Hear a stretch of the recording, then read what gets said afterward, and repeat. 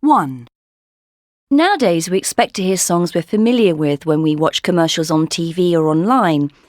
Actually, however, using an original song is a relatively recent phenomenon.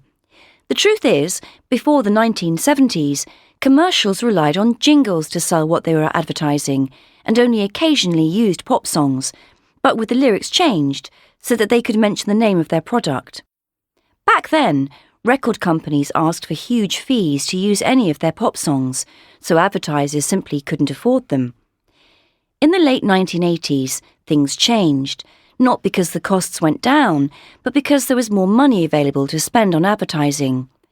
Nike, the sports shoe giant, led the way, using the Beatles song Revolution in an ad. At first, pop stars weren't crazy about seeing their songs used to sell things. In fact, the Beatles took Nike to court because they were annoyed their song had been used. But by the 1990s, most major artists had signed agreements with advertising companies, allowing them to use their songs. Today, pop songs are an integral part of commercials, and pop stars are keen to have their songs used because of the publicity they get. In fact, there have been a number of top 10 hits which owe their popularity to the fact they were used in a big advertising campaign. 2. Do you think TV commercials have changed over the last 50 years? Oh, yes. They've become much more sophisticated, mostly because the audience is smarter. Back in the 1960s, advertisers just showed their product and told viewers what to do with it. Drink lemonade, buy Glitz washing powder. Today, ads like that don't work. Why not?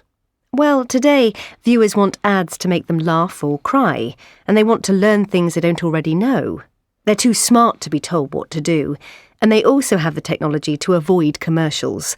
We can mute the sound if we don't want to listen. Yes, I guess you're right. I hadn't thought about it that way before. We've become more demanding, I suppose. Absolutely. That's why commercials draw people in by telling a story, or create mystery by not telling them what's being advertised until right at the end.